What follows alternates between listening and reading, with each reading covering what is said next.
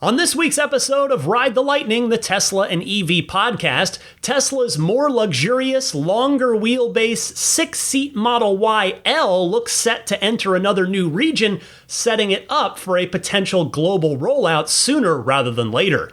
Plus, Cybertruck earns a top safety rating, Ford sadly discontinues the fantastic F-150 Lightning, and more.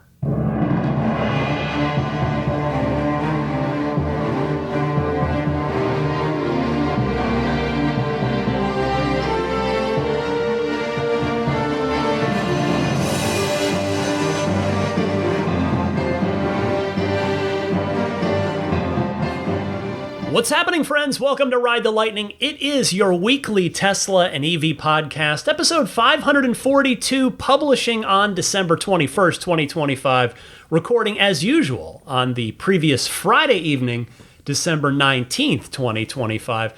Both dogs to my left, chilling on the couch. Great to be with you here. The work year has unofficially ended. I've still got a few things I'm going to be wrapping up in the early part of next week, but a lot of emails slowing down, not a lot of slacks. So now I got to start wrapping gifts for my family. There's a lot to do over the next week. But for now, I am so happy to be with you here for another week of Tesla and EV talk. And I'll start here. If you're wondering why your Tesla stock popped earlier this past week, it's because completely driverless, meaning fully autonomous Model Y robotaxis have begun running around Austin for final validation. And this is right on schedule. I mean, I'm not looking the gift Tesla stock pop in the eye. The CEO, of course, Elon Musk, had previously guided that this would happen right towards the end of this year / beginning of 2026. That was when Tesla had said that they were going to be removing the safety monitor and going fully driverless for the robotaxi fleet in Austin. We've still got a ways to wait in other markets, but Austin is leading the way here. And this week, Elon did confirm on X that, quote, testing is underway with no occupants in the car. Well, hopefully this goes smoothly. Obviously, for a million different reasons, for whether you're a stockholder or just not wanting to see, because, as we know, any one little thing that goes wrong is going to cause a massive, massive, massive uproar in the worst kind of way. So hopefully everything goes smoothly for the next, 2-3 weeks or so? And then we will look for Tesla to fully launch Robotaxi 1.0, at least that's what I'm calling it here, because it's in beta now, right, with the safety monitor. So it's like Robotaxi 0.7 or 0.8 right now, but Robotaxi 1.0 coming soon in their first market of Austin, and hopefully it means that Robotaxi here in my neck of the woods in the San Francisco Bay Area will follow suit, hopefully about 3 months or so after Austin, and I cannot wait. But then the Tesla stock this week took a bit of a hit right after. Had a nice little pop there with that driverless robotaxi in Austin, and then took a little bit of a hit with this weird story. And it was that the California Department of Motor Vehicles found that Tesla violated California state law. And I'm going to read you part of the press release from the California DMV website, who said, the California DMV issued its decision in the Tesla administrative case, adopting the administrative law judge's proposed decision, which concludes that Tesla's use of the terms autopilot and full self-driving capability to describe its vehicle's advanced driving assistance features is misleading and violates state law. The administrative law judge's proposed decision ordered suspensions of Tesla's manufacturing license and its dealer license for 30 days. Upon review, the DMV's decision adopts the judge's findings regarding violations, but reduces the penalties, immediately imposing a permanent stay of the suspension of Tesla's manufacturer's license and giving Tesla 60 days to take action regarding its use of the term autopilot. If Tesla fails to address the issue, After 60 days, it will be subject to the 30-day suspension of its dealer license. But then, as Drive Tesla Canada reports, the California DMV backed off. They wrote, the California DMV has placed a hold on an order that would have suspended Tesla's sales license, offering the company time to modify the term autopilot and full self-driving before any penalties take effect. So, according to DMV Director Steve Gordon, Tesla's sales license has been stayed for 90 days, while the suspension of its manufacturing license has been put on hold indefinitely. Quote, "This gives Tesla one more chance to be able to remedy the situation," Gordon said during a media briefing, adding that he hoped the company would, quote, "find a way to get these misleading statements corrected," end quote, and that quote comes via The Guardian. Well, for their part, Tesla itself seemed unfazed by this ruling, commenting from the Tesla North America X account, saying, "This was a, quote, consumer protection order about the use of the term autopilot in a case where not one single customer came forward to say there's a problem. Sales in California will continue uninterrupted," end quote. And I have to say, after going through this story this week, and I'm right here in California, I'm on the front line of this thing, I just don't get it. I mean, is there some sort of organized movement that I haven't heard about that's trying to throw wrenches into Tesla's plans? I mean, it wouldn't surprise me after we're going on, 12, 13 years running on the FUD campaign against Tesla that has morphed and evolved and changed over time and moved the goalposts about 35,000 different times. I don't know. I don't know if there's some sort of coordinated effort going on here just to try and slow Tesla down or cause the stock price to go down by causing them issues and delays like this. I don't know.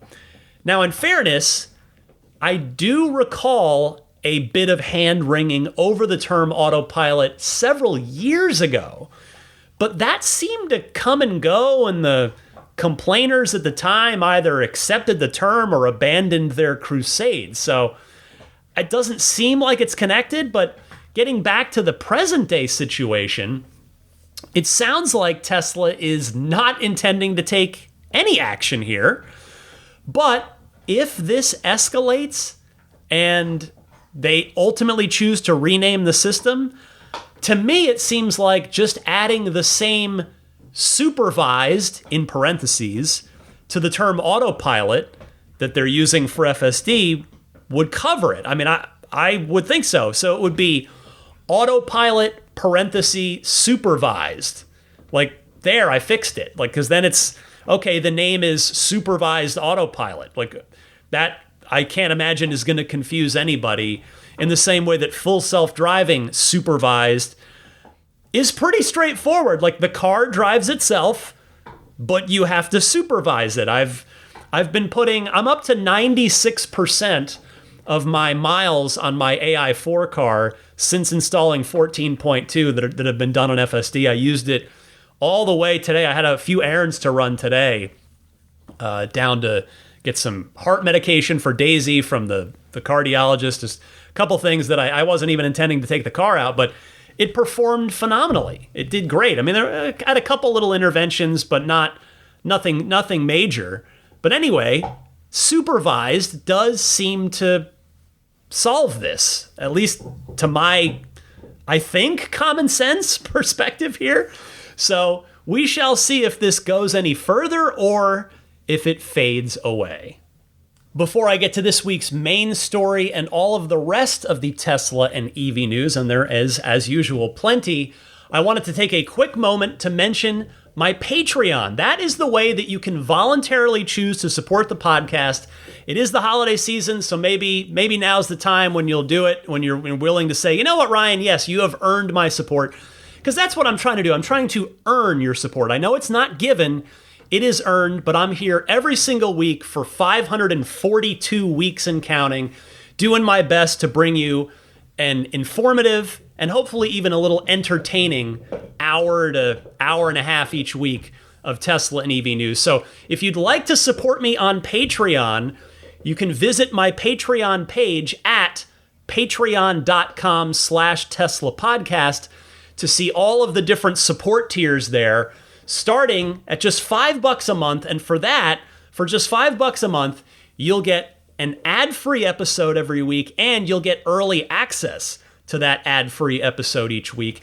If you step up to that $10 per month tier, which is the most popular one, you'll not only get the ad-free and get it early each week, but you'll also get access to all 170-something past, present, and future for as long as you're backing me of the weekly lightning round mini episodes on Patreon.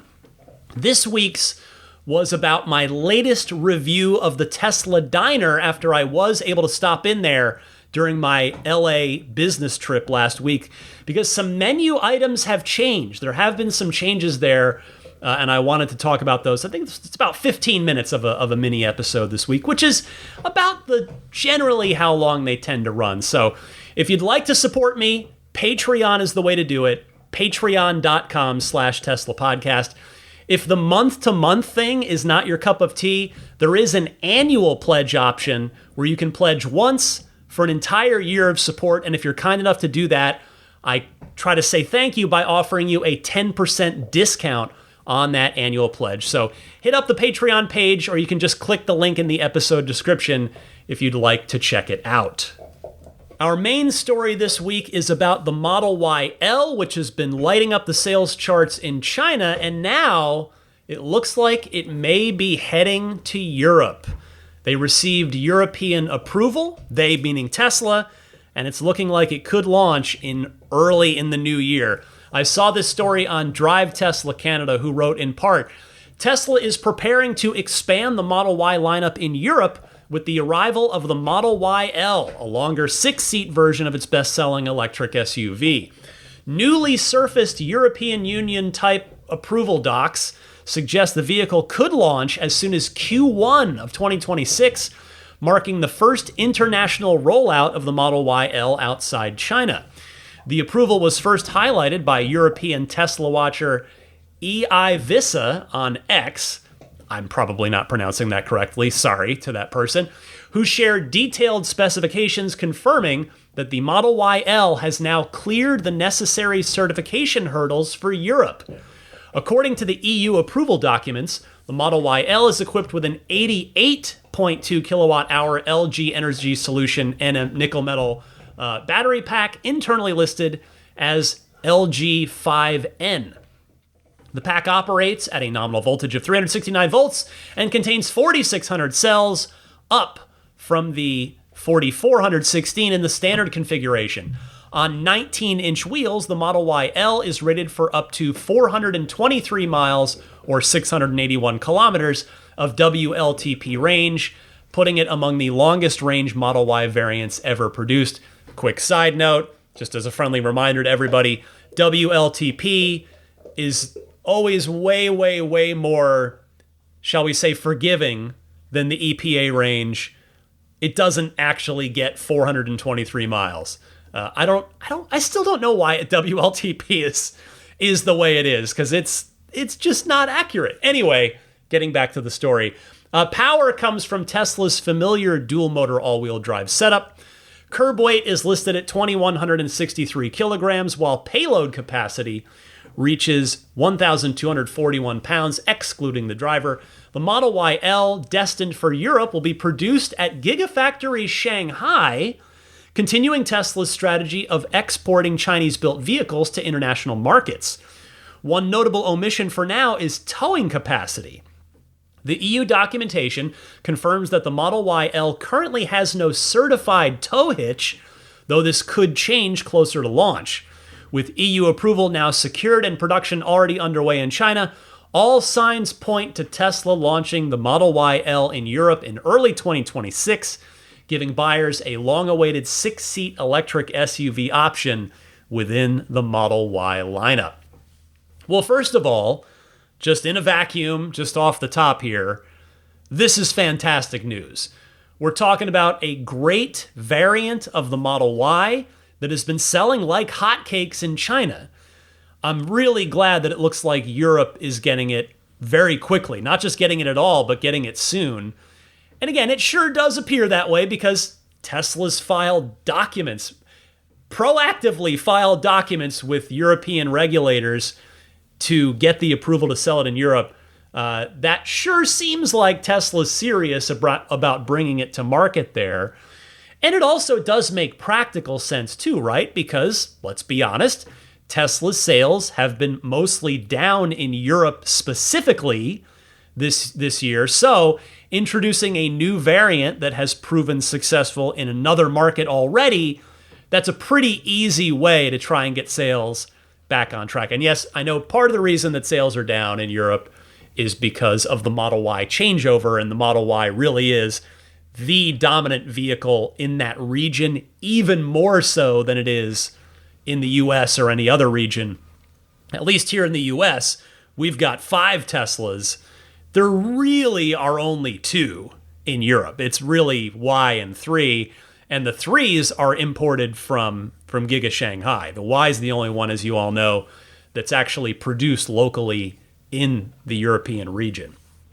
Anyway, again, yeah, bringing the L to Europe does seem like a pretty easy, low-hanging fruit way to try and help recover those sales and just, from a consumer perspective, offer another appealing option for buyers. Now, second of all here, in my humble opinion, the L seemingly coming to Europe very much increases the likelihood that it's going to be sold in North America before too long as well. Can I guarantee that? Absolutely not.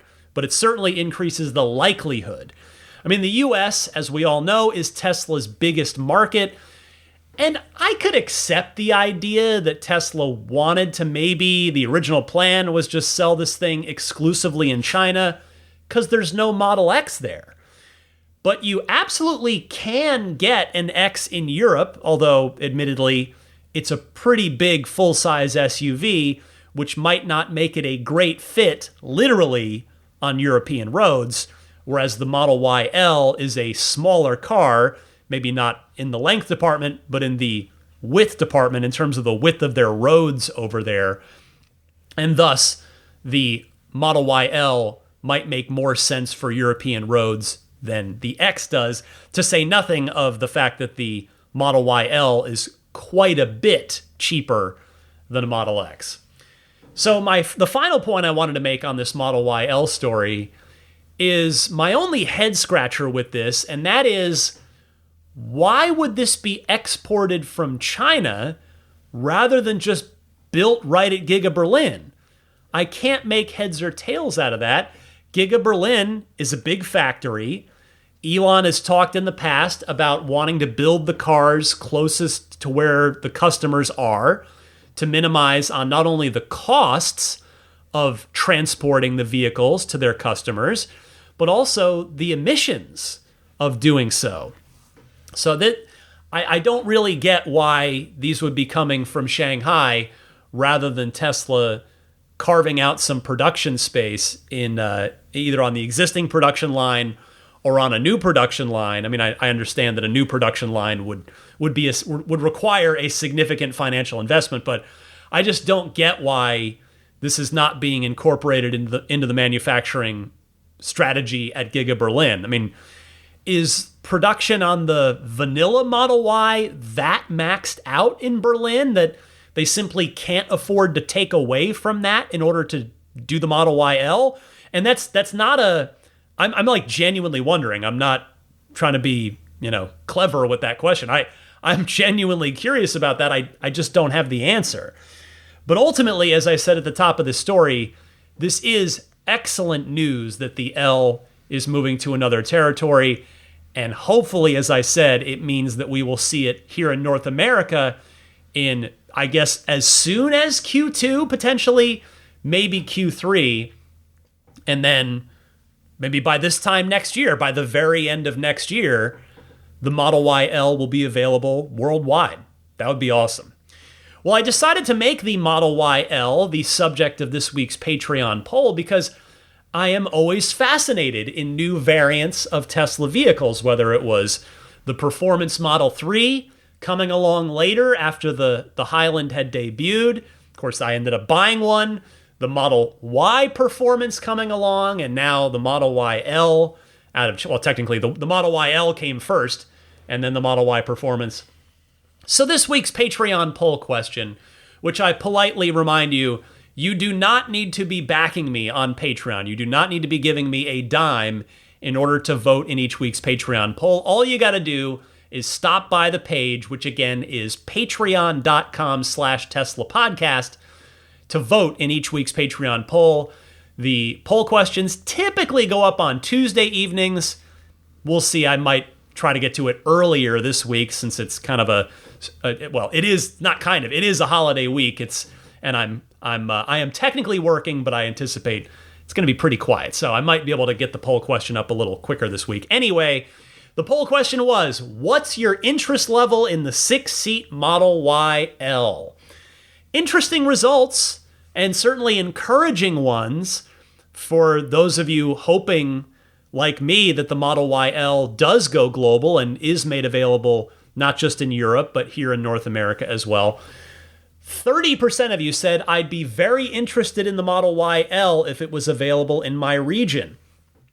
In fairness, 33% of you, so technically the winner of the poll, 33% said, I'm not interested in the Model Y at all. But that's okay, because there are lots of Model Y variants now. The L isn't for everybody. But the fact that 30% of you, of the almost 300 people that voted, said you'd be very interested in it if it became available in your region, that's not an insignificant amount of people if we extrapolate that out to the larger Model Y buying public. And then on top of that, 24% of you in the poll voted, I'd be somewhat interested in the Model YL if I could get one, depending on its local price. 10% of you voted, I'd rather have the Model X, and in parentheses I put, and maybe you already do. And that's the extent of the poll. So thank you again to everybody for taking the time to vote in this week's poll. Talking Cybertruck next for the next couple of stories. I start with, unfortunately, some bad news on the Cybertruck front. Tesla has delayed the power share function with Powerwall units until the middle of 2026. Saw this one again on Drive Tesla Canada, who wrote, Tesla has confirmed another significant delay to one of the Cybertruck's most anticipated energy features. In a new email sent directly to customers, a copy of which was shared with Drive Tesla by one of our readers, the company says Power Share with Powerwall is now scheduled for release in mid-2026, pushing compatibility nearly a full calendar year than previously expected. The update means Cybertruck owners with existing Powerwall systems will wait close to 3 years after the Cybertruck's launch before being able to use their vehicle as an integrated home backup power source alongside Tesla's stationary batteries. The quote from the email that Tesla sent, we're writing to let you know that the Power Share with Powerwall feature is still in development and is now scheduled for release in mid-2026. The company said the additional time is needed to ensure the system can, quote, communicate and optimize energy sharing between your vehicle and many configurations and generations of Powerwall, end quote. Cybertruck's lead engineer, Wes Morrill, explained the reason behind the delay, saying on X, quote, it turned out to be much harder than anticipated to make power share work seamlessly with existing Powerwalls through existing wall connectors. Two grid-forming devices need to negotiate who will form and who will follow, depending on state of charge of each, and they need to do this without a network and through multiple generations of hardware, and test and validate this process through rigorous certifications to ensure grid safety, end quote.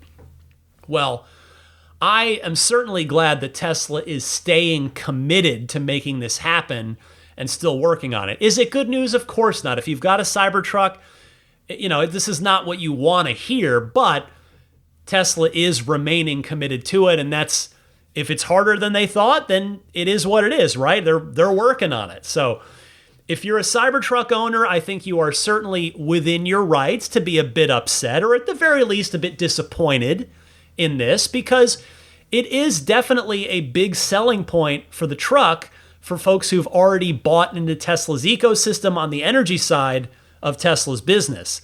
But at the same point, I do very much respect and appreciate Wes and Tesla's honesty here in admitting that it was a lot harder than they thought it was going to be. I mean, I suppose the old saying, better late than never, applies here. So hopefully this feature is finally enabled in 6 to 7 months from now. And by the way, if you happen to hear any suspicious sounds in the background that might make you chuckle, it wasn't me, it was Lily, who just ate dinner and is now, shall we say, relaxing everything while laying on the couch. So if you heard anything in the background, I promise you it wasn't me, it was the dog. In better Cybertruck news, the stainless steel triangle has earned the IIHS Top Safety Pick Plus Award. Saw this one on Teslarati, who wrote, the Tesla Cybertruck has achieved the Insurance Institute for Highway Safety's highest honor, earning a Top Safety Pick Plus rating for 2025 models built after April of 2025. The full-size electric pickup truck safety rating is partly due to the vehicle's strong performance in updated crash tests, superior front crash prevention, and effective headlights, among other factors. To commemorate this accolade, the official Cybertruck account celebrated the milestone on X. As per the IIHS, beginning with 2025 Cybertrucks built after April, changes were made to the front underbody structure and footwell to improve occupant safety in driver side and passenger side small overlap front crashes. The moderate overlap front test earned a good rating, and the updated side impact test also received stellar marks. The Cybertruck's front crash prevention earned a good rating in pedestrian scenarios, with the standard collision avoidance assist avoiding collisions in day and night tests across child, adult crossing, and parallel paths. Headlights with high beam assist compensated for limitations, contributing to the top award. The Cybertruck is one of only 2 full-size pickups to receive the IIHS's Top Safety Pick Plus rating. It is also the only one equipped with advanced driving self-assisted features. I spoiled it, I flubbed that. Advanced driver assistance features such as Tesla's full self-driving supervised system. There we go. Well, this one goes out to all the haters out there who thought that this truck was going to be a death trap. So, I'm half joking, but also half not, because there were so many people out there, some of them, as Tesla pointed out on their own social media account, on the official Cybertruck account, there were some, let's say, high-profile automotive media personalities that had gone on record saying that they thought that the Cybertruck was not going to be safe. And so, I think I've said this on the podcast before, but it always shocks me how little research people are willing to do, and at the same time, how quick they are to believe an assumption, because you know what assuming does, based off of, well, frankly, judging a book by its cover. And I say that because, as you all know, Tesla's entire history, starting with the S at least, I actually don't know what the crash situation is, the crash rating situation is with the original Roadster. But all right, Tesla built vehicles, so Model S forward, which at this point is now 13 and a half years. But Tesla's entire history is safety. Remember, the Model S, you can Google this if you don't believe me, which not that you guys wouldn't believe me. The Model S was so strong that when it was first crash tested, it broke the crushing machine during its original crash test. That's a true thing that happened. And Tesla has continually made each new vehicle and each new iteration of each vehicle safer than the last.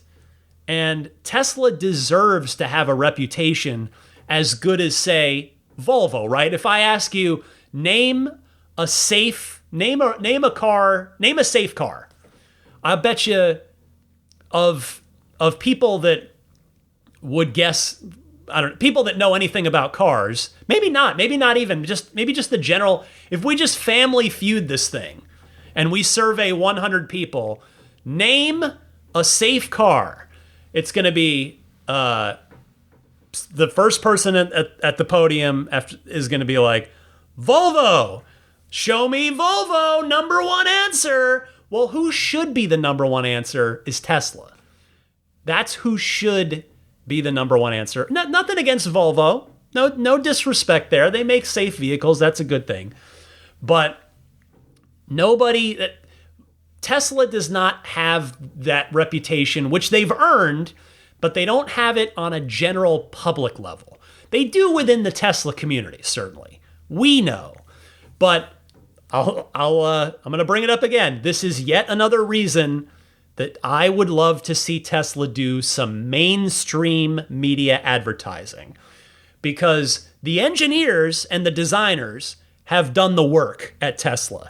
It is incumbent upon everybody else, the higher-ups at Tesla, really, to tell the world how safe these cars are. It's great to make them super safe. That is the most important thing.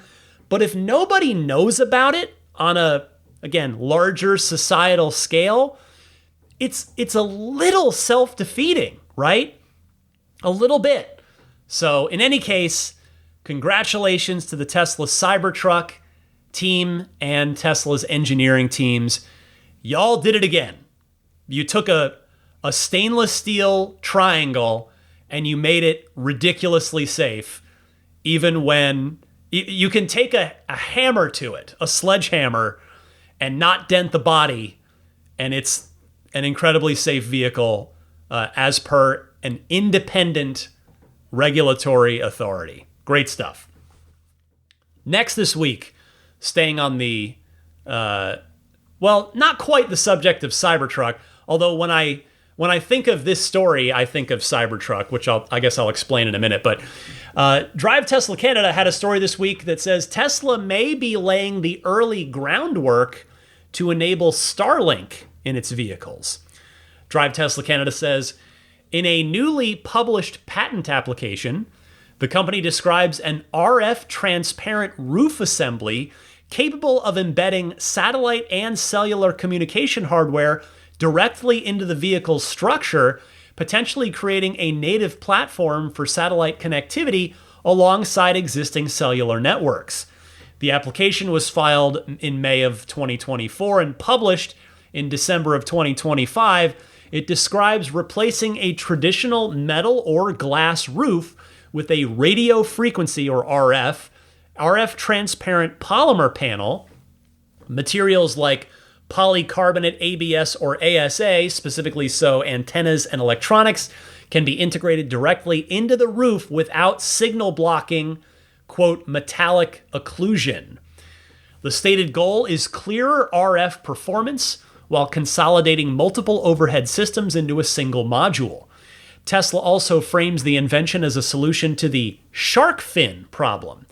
Conventional vehicles mount LTE and global navigation satellite system antennas externally because metal roofs act as RF barriers. In Tesla's approach, the roof itself becomes the RF-friendly environment, enabling interior and exterior-facing wireless modules to live in the same roof assembly without the typical compromises in packaging, cable runs, or connector count. What's particularly notable is how explicit the patent gets about the roof being pre-populated with electronics before it ever reaches the vehicle. Tesla describes a roof subassembly that can be built on a horizontal surface, installed as a single unit, and potentially assembled with full automation. The filing even claims the approach could produce a 3 to 5-fold reduction in assembly effort and time by consolidating components and eliminating overhead install steps for workers.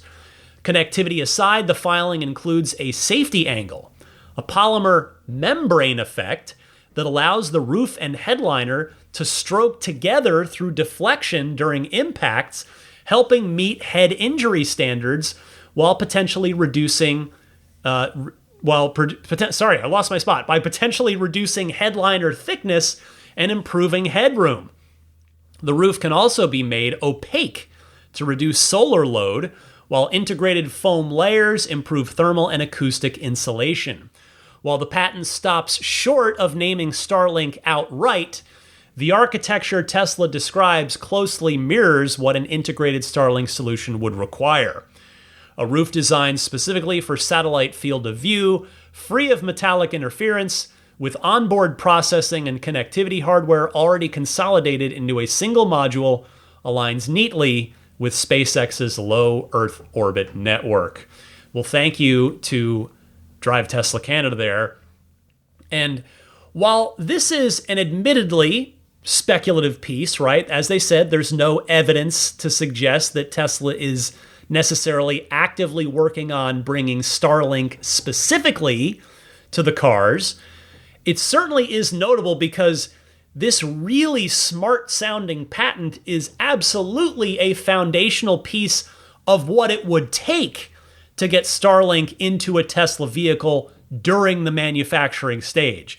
And here's where I come back to Cybertruck, because plenty of Cybertruck owners out there have actually already mounted a Starlink Mini receiver to the inside roof glass of their trucks to keep them connected when they're off-roading off the grid.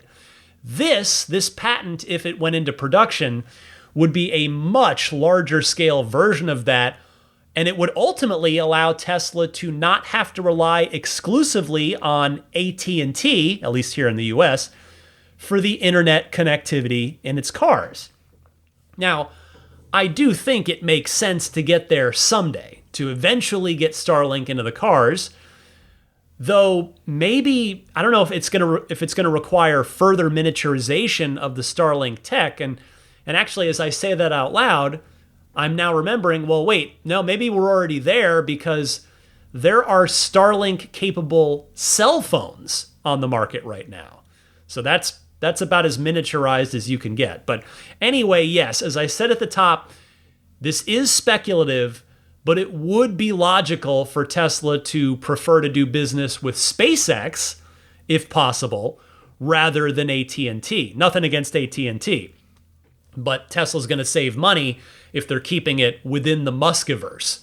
Plus, the bonus with Starlink versus, again, AT&T here in the US, I actually don't know off the top of my head what carrier Tesla uses in Europe, but the bonus with Starlink, if Tesla moved the cars, newly built cars over to Starlink, would be that those cars would have connectivity literally anywhere, which is not the case with any of the traditional cellular networks. In other words, it's not the case with any existing Tesla now.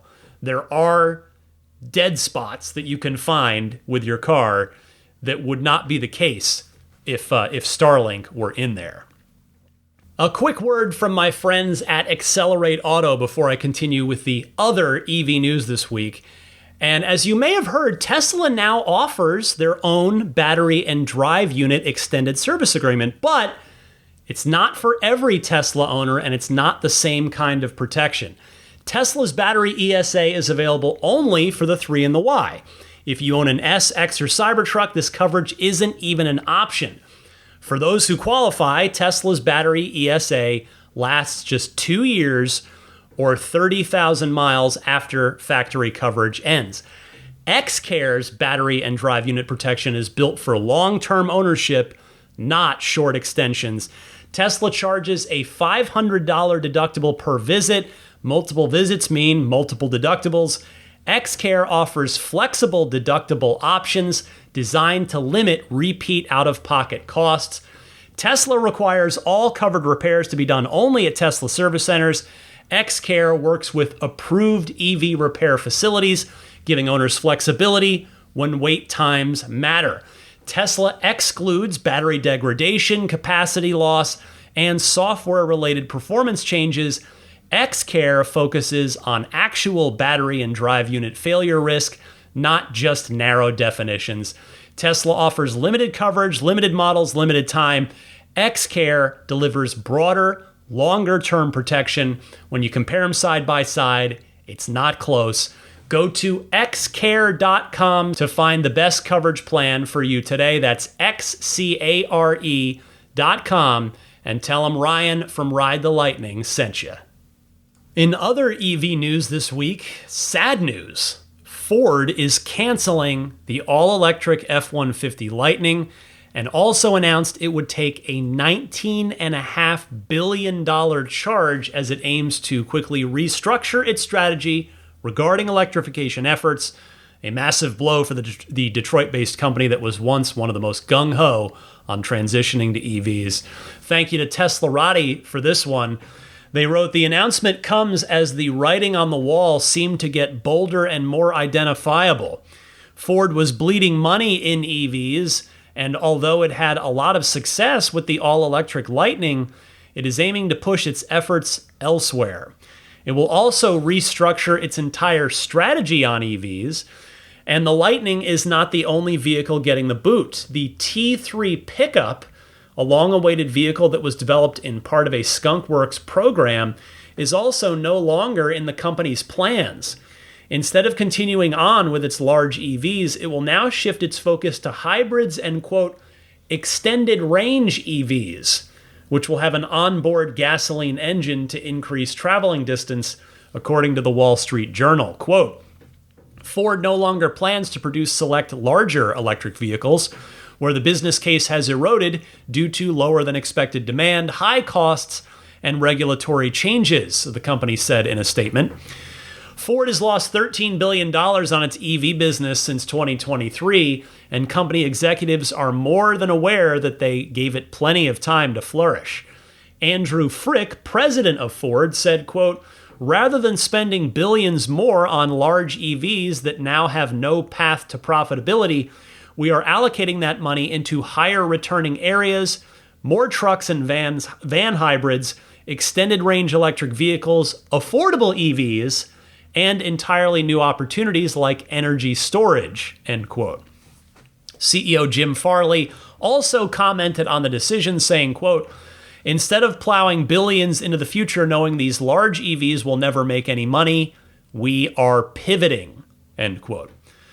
Well, this is such a shame. I mean, at least they're not giving up EVs entirely. They're going to make smaller cars. That's great because, you know what, quite frankly, there's room in the market there, right? That's the bottom of the market in the EV space is relatively untapped. I am of the opinion that the Model Y standard and Model 3 standard are not cheap enough for what they're offering. Yes, the range is amazing on both, but there is room at the bottom of the market, you know, for a $30,000 to $35,000 vehicle to, well, not just one. There's room for several of them to come in and have success, and I hope Ford is willing to go into that market, as they said specifically affordable EVs. So that bodes well. But it's just such a shame because by all accounts, the F-150 Lightning is a fantastic vehicle. I mean, it's basically, I've watched a number of videos on it, particularly back when it first came out. It's basically a gas-powered F-150, but better in most ways. The notable exceptions being refueling time and towing range, but with a lot of positives going for it, like being able to power your tools at your job site, having just power outlets everywhere, and I do mean everywhere, better performance than the gas-powered F-150, much lower fuel costs, among others, right? Much lower maintenance costs, too, with not having to service a gas engine or any of that stuff. So in the beginning, man, When the F-150 Lightning first came out, it seemed like the perfect move from Ford to try and get the gas-powered F-150 owners to come on over to the Lightning and give it a try. It's like, hey, here's the same truck you already love, but electric, and we've made a bunch of cool improvements because it's electric. But in the end, the market, at least so far, just hasn't been there for it. And really, if we're being honest, unfortunately, it looks like the EV pickup truck market as a whole just hasn't developed yet. Certainly, price is a big factor. We know the Cybertruck's not doing nearly as well as anticipated.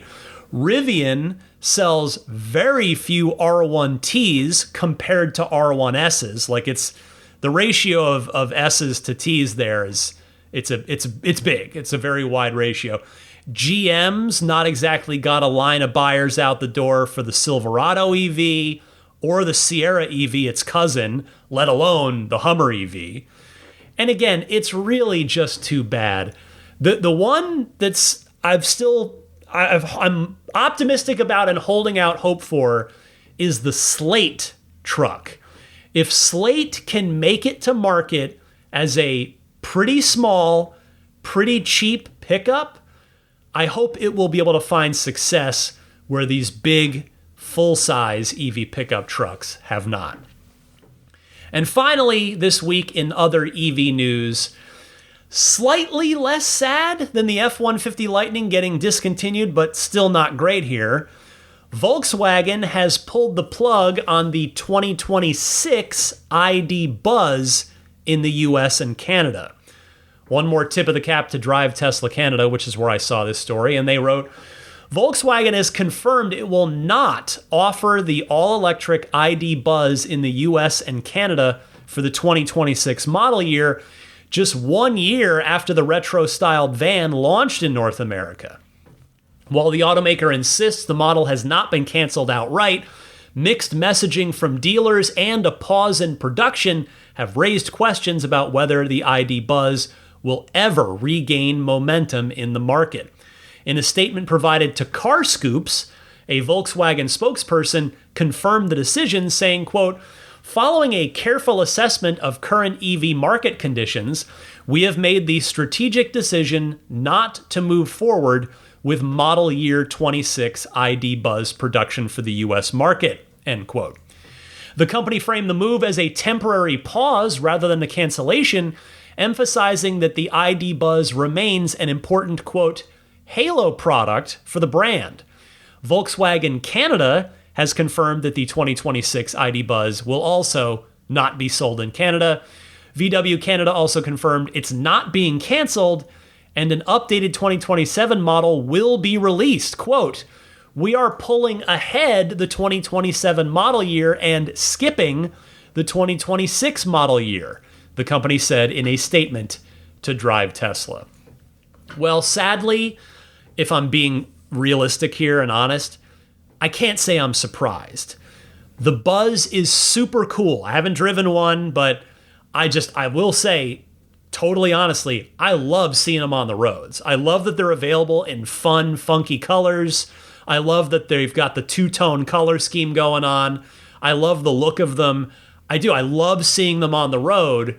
And, as I've said before on this podcast, the ID Buzz is the only full battery electric vehicle minivan on North American roads, at least that I'm aware of, even if Volkswagen wouldn't necessarily enjoy me referring to it as a minivan. But the thing is, it costs too much money and has too short of a range. And if you're curious what that means, the VW ID Buzz in the US is north of $70,000, and its range is 234 miles. Not a good combination there. And I'm going to echo something that I just heard the other day from one of Doug DeMuro's recent videos. I've mentioned it. I like Doug's YouTube channel. He's a car reviewer. And Doug said he was talking about cars that he thinks could be cooler And then he brought up the ID Buzz as one of the cars. That was one of the cars on his list. And I completely agree with Doug, who said that if we could have gotten the shorter wheelbase 2-row version that Europe got, because the ID Buzz that's for sale in North America has a longer wheelbase and 3 rows of seating. And for me, I've seen the North American version in real life. I've seen pictures and videos of the European version. For my subjective opinion, the European version, the shorter version, just the proportions look better. I think it's an even, and I think the version we've got here looks cool, but I think the European shorter wheelbase version looks even cooler. And Doug was saying that if we could have gotten that version here, then it might have stood a better chance because it would have also had a lower price point by being a smaller vehicle, and thus it would have cost less money. Now, maybe the range still would have been a deal breaker for folks, but it might have stood at least a better chance if Volkswagen hadn't forced the 3-row longer wheelbase version on us at a price north of $70,000. But if it's coming back to our market for the 2027 model year, and it really is just taking a model year off, then hopefully Volkswagen takes that opportunity to squeeze some more range out of it, first and foremost, while also hopefully giving it a haircut on the pricing side. Otherwise, if it's still a $70,000+ vehicle with a range in the 230s, it doesn't matter if it ever comes back. It's just not going to sell at those. You've got to change those ratios. Lower price, more range. We've got to slide the scale on that in the opposite direction. All right, that's everything I've got for you in this week's Tesla and EV news. But stick with me. I've got some excellent phone calls from all of you lined up and ready to go in the Ride the Lightning hotline next. This is Bill Daniels, the voice of Light Industries 2000, or KIT. You're listening to Ride the Lightning, the Tesla unofficial podcast. Happy electric motoring. Time for your phone calls here in the Ride the Lightning hotline. There are 2 easy ways to submit those. If you've got something to say, something you want to ask, something you heard me talk about that you want to respond to, or just something on your mind that's EV related, feel free to call me in one of 2 easy ways. Either use your smartphone's built-in voice recording software, record your question, and please try to keep it to 90 seconds or less.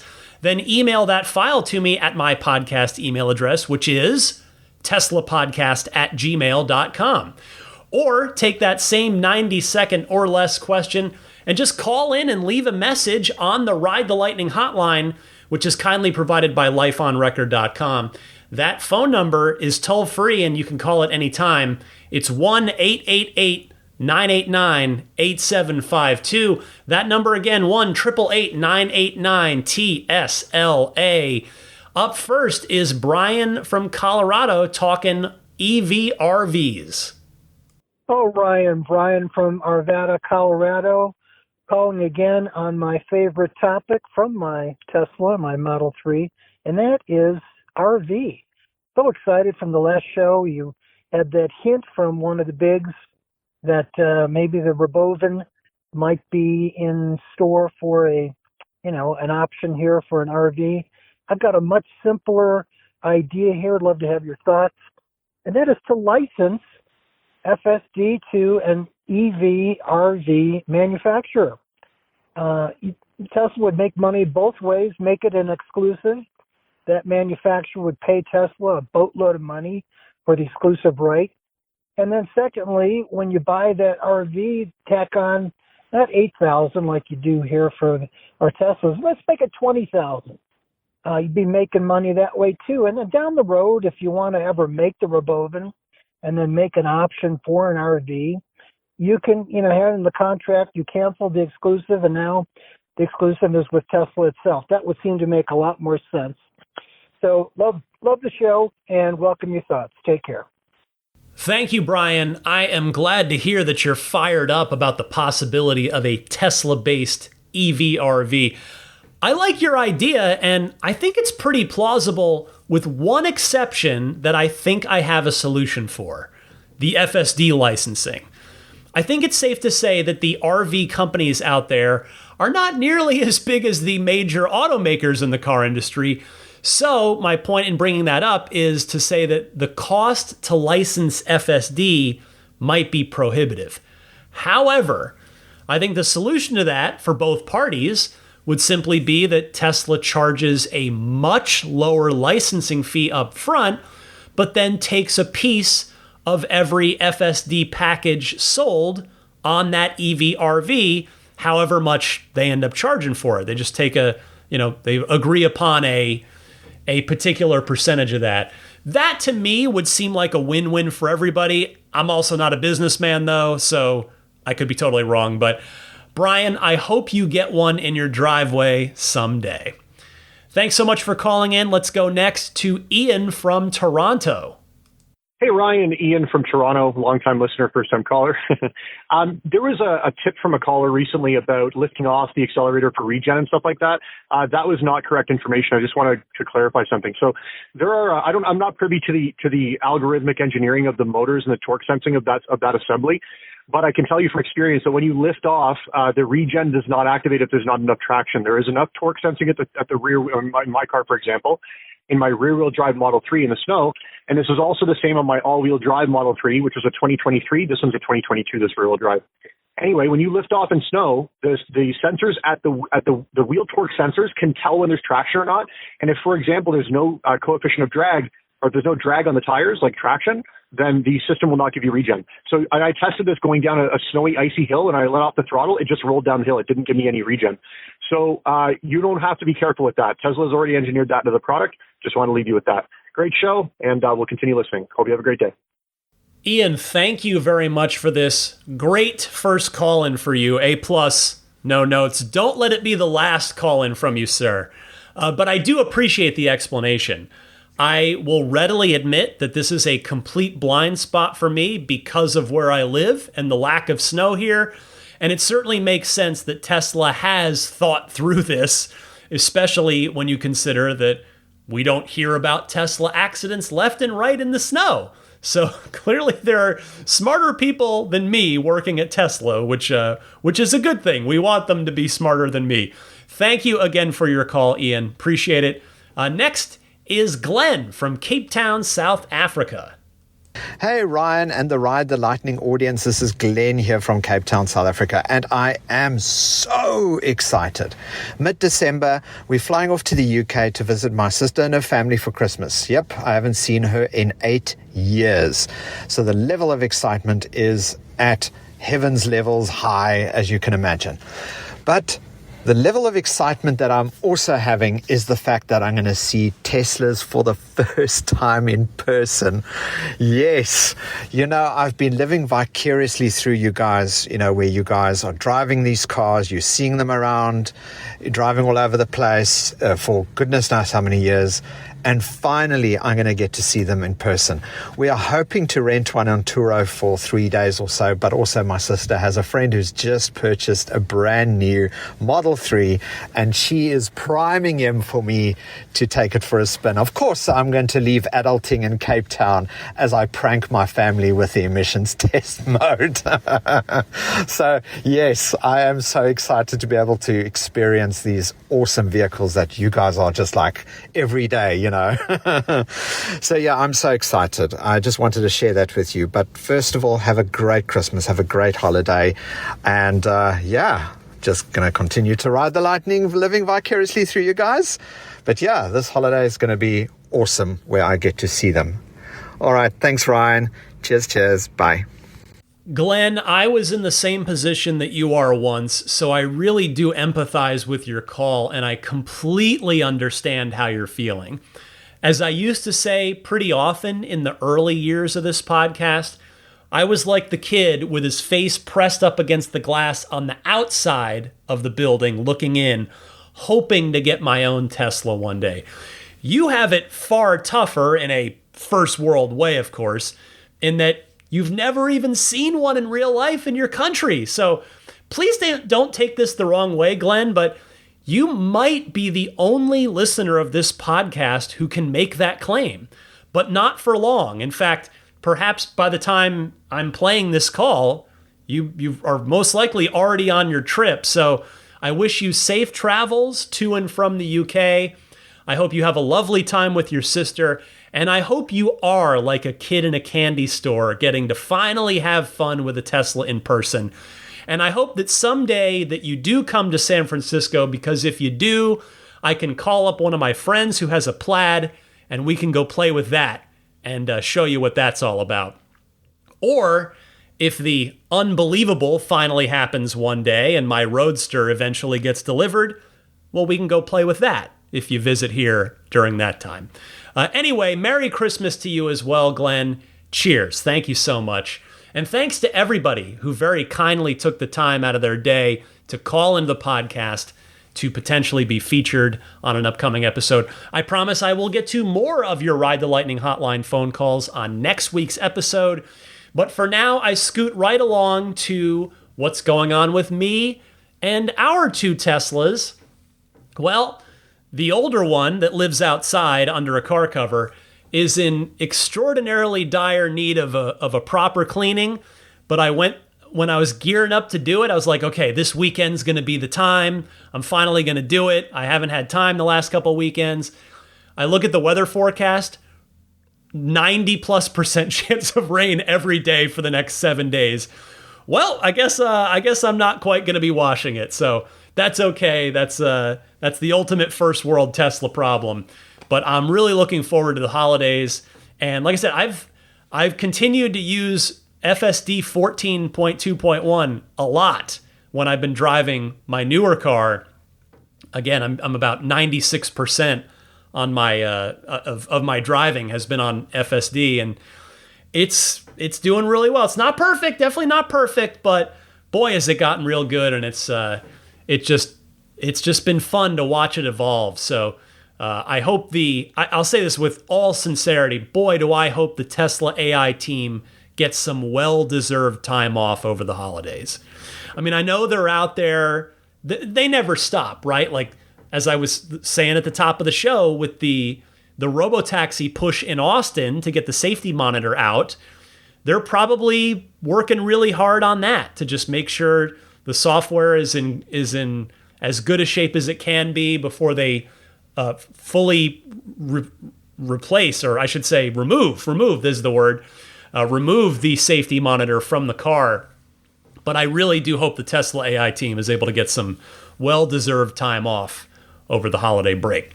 I'll give you an entertainment recommendation for this week. How about Wake Up Dead Man, a Knives Out mystery? I watched that this past week.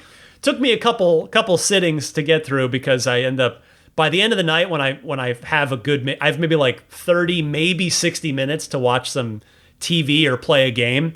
I'm so tired I end up passing out halfway through, but the movie was very good. I've enjoyed the previous two, and boy, this one was right there. It was a really good movie. Great cast, too. So if you've got Netflix, Wake Up Dead Man, a Knives Out mystery, a.k.a. Knives Out 3, was very, very good. Speaking of very, very good, here's a very, very good pro tip of the week from Damon in Northbrook, Illinois. Hey Ryan, this is Damon out of Northbrook, Illinois. Got a 3-part pro tip here, or it's just pro tips regarding the front trunk system on Teslas.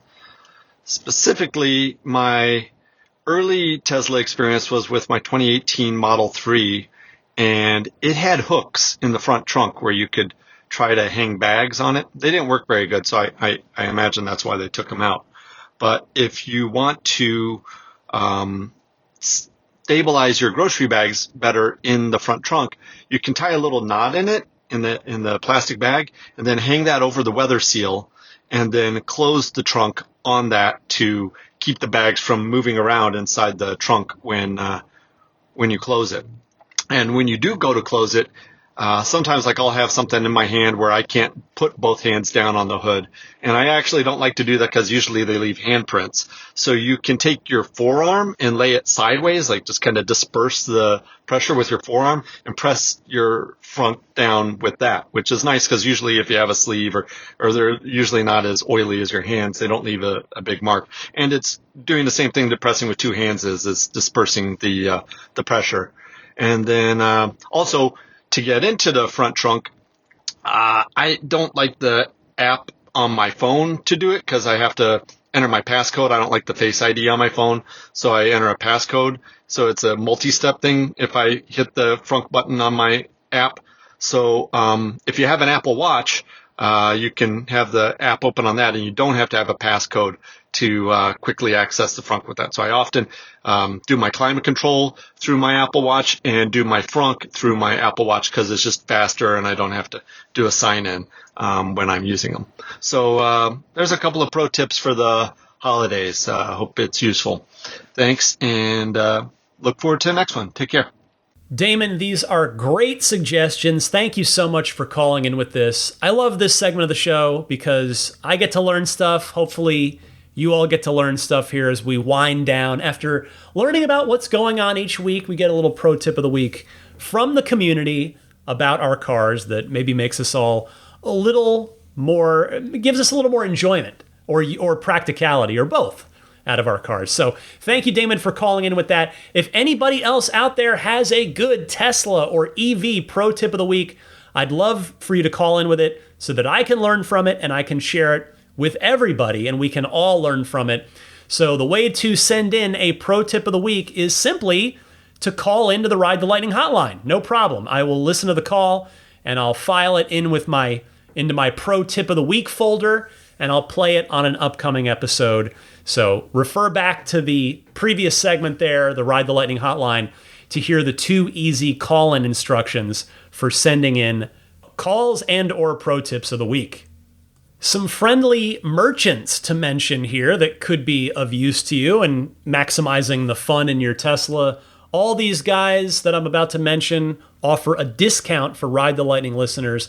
First up is abstractocean.com. As I always say, they've got a million great aftermarket accessories for all the Teslas and the Rivians as well. Today, you know what? I'm on abstractocean.com. I'm clicking on the new Model 3, the Highland. So my car. So to my fellow new Model 3 owners, here's what they've got. There's pages and pages of this stuff, but at the top, sorted by, I think this is the best sellers list, you've got full color animated center console LED light strips to put it around the ring of that sort of inner ring on your center console. That's pretty cool. They've got new mud flaps for $55. They've got puddle lights. In fact, they've got, is this new? Image flip puddle lights. So it puts down 2 images. It says automatically fades between 2 images. So there's the Tesla T logo and the TESLA word logo. That's pretty cool. I like that. Door bin liners for the new Model 3. A protective armrest cover for the new 3 and Y. Like if you have the white interior like me and you want to do a white armrest, they sell a nice cover piece for that for $35. Just a million things. That's what I'm telling you. Just check it out. abstractocean.com.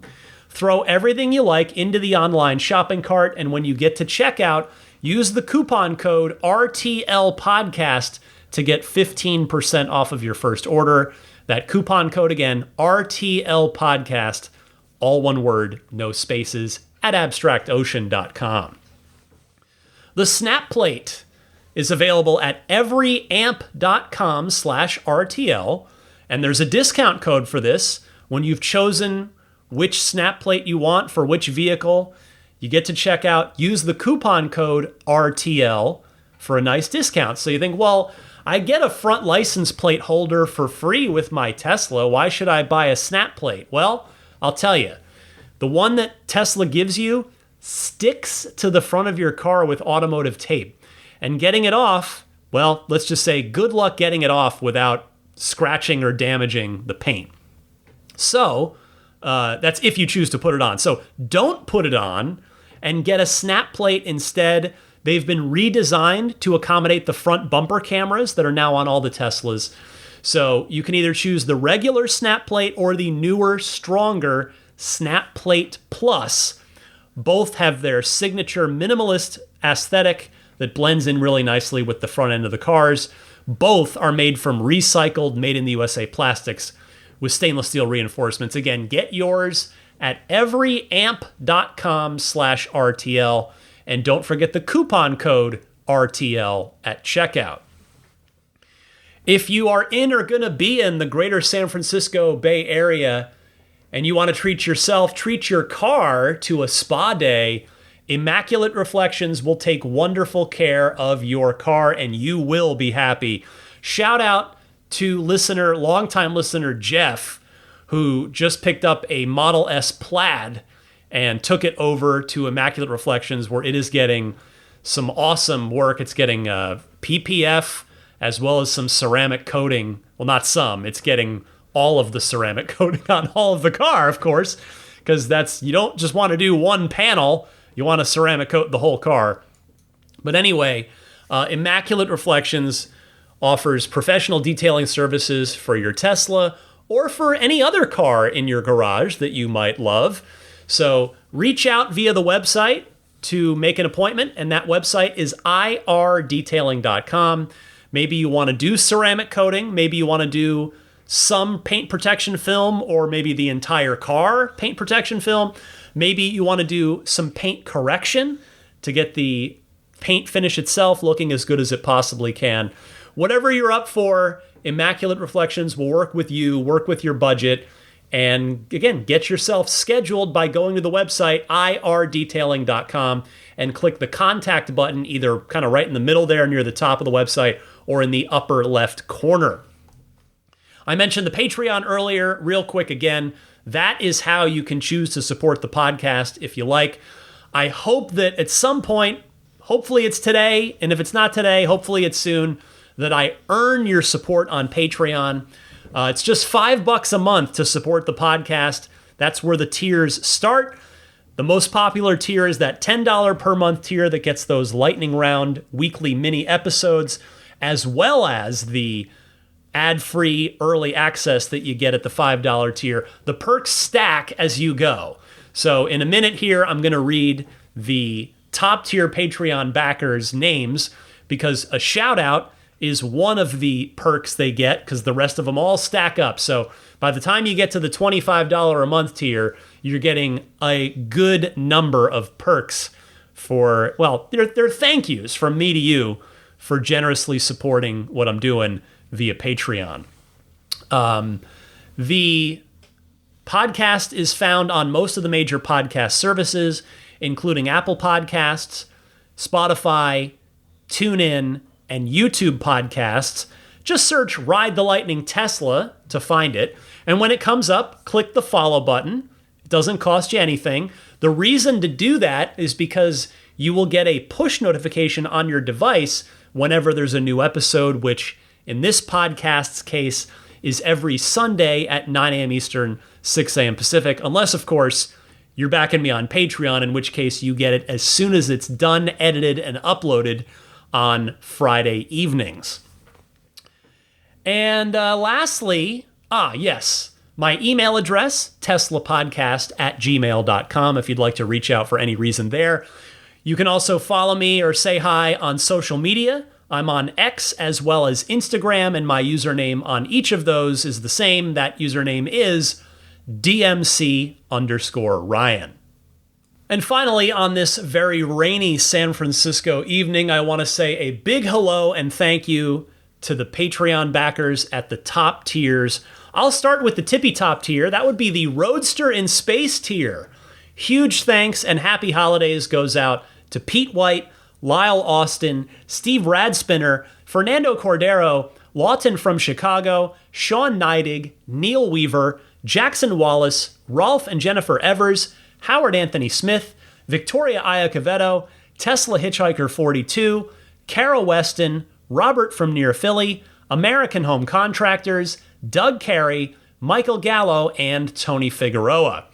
Another big happy holiday and big thank you goes out to the Maximum Plaid backers. Jonathan Wales, Cameron Clark, Daniel Grummer, Seth Capello, Nick and Tony, the Galpin family, Ryan from New York City, Darren Nickel, Kaz Barnes, Patrick Wisniewski, Gil Cabrera, Todd Badger, Joe Edgel, Kevin Yank, the Tesla Owners Club of San Joaquin Valley, Will Stedman, Jeremy Harris, Chris Beach, Tom Mills, Corey O'Donnell, Aaron, John Cody, Joel Sapp, Paul Casarino, Chris Osborne, KB, Adam Lavoie, Jason Chalukas, Travis Krenzel, Bruce Otterstein, Tom Behan, Josh Pennington, John from Cream Ridge, New Jersey, Dustin Hart, Derek Finley, Charles Clement, Damon Klein, Jeff Brown, Jerry Slinger, Kenneth Corbett, Brian Bertoglio, Kim Bay, Troy Sievers, Chip Hooper, Matt Chinander, Robert Moran, Rav, Christopher Mann, and Michael Williams. And let's see, the next, the next Patreon monthly hangout, Zoom hangout's going to be coming up. I guess we'll aim for that first Saturday, January 3rd. We'll see. Maybe some people might still be traveling. I don't know. We'll see. Either the 3rd or the 10th. Anyway, another happy holidays and thank you goes out to the grandfathered-in plaid level supporters, George Cassiopo, Logan Willis, Peter Chalet, Eric Randolph, Dory and Steve Guberman, the Tesla Owners Club of Taiwan, Ron Lee, Charlie Gillespie, Jeff Angwin, Chase Cabanillas, the Lydia family, Aaron Altschul, Jared Brown, Jerome Strack, Jamie Dalton, Mike and Barbara from Louisville, Matt Nixon, the Tesla Owners Club of Wisconsin, Ish, not Elon Musk in quotes, Peter, and the Bear Boys of Colorado. And lastly, certainly, happy holidays goes out to all of you. Everybody listening to this, I hope you're getting some time with family and loved ones, friends. It is, hopefully you're getting some relaxation. I know not everybody, some people keep having to keep work right on through it. And hopefully at some point, sooner or later, all of you get to take some well-earned rest. I can't believe 2025. This isn't actually my last show. So maybe I'll save some year-end reflections for next week. By the way, on that note, though, on either next week's show or the week after, I'm going to kind of play it by ear and see what makes the most sense. But I'll do my annual Tesla predictions for the new year, which, as always, starts with me grading myself, scoring myself on the previous year's predictions. So we'll see how I did at the beginning of the year here when in the next week or two as we get into 2026. But I hope all of you are well. I want to thank all of you for your time, your attention, your enthusiasm, and your support. Whether it's through Patreon or whether you're just listening, thank you to all of you for allowing me to do this. I mean, it's 10 plus years and I'm having more fun now than I did on day one. So that's thanks to all of you for being such a wonderful, supportive community of people. And I do not take that for granted. Happy electric motoring, my friends, and I'll see you back here next week.